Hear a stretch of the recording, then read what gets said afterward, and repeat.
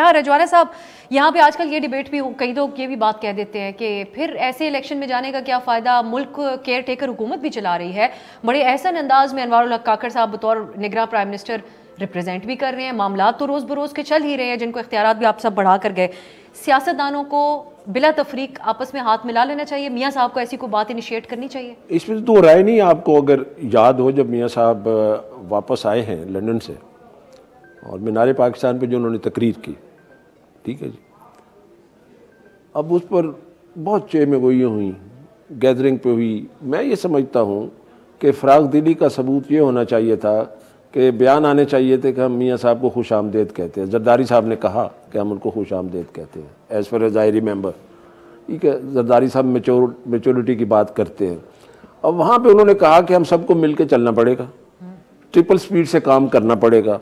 अब मिलके चलने से ये नहीं मुराद कि मेरी पार्टी की हुकूमत हो तो मिलके चले, और भले किसी की भी हुकूमत हो, कोई भी जीत जाए, कोई भी सियासी जमात की अक्सरियत हो जाए या मखलूत हुकूमत बन जाए, पाकिस्तान की फिक्र करे। सियासत तो बहुत हो ली, वजारत उज़्मा सब ने देख ली है।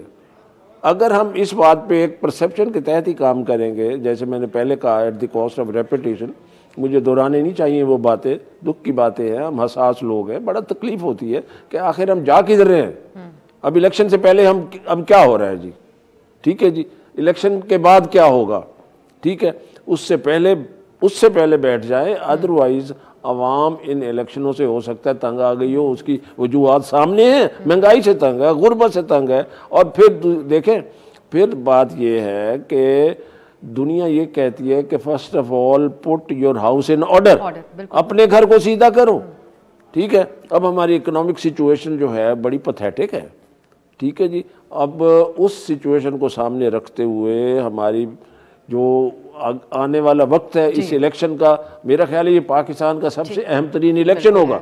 और जो पार्लियामेंट बनेगी उस पर जिम्मेदारी इतनी ज़्यादा होगी, इतनी ज़्यादा होगी, जो हुकूमत बनेगी।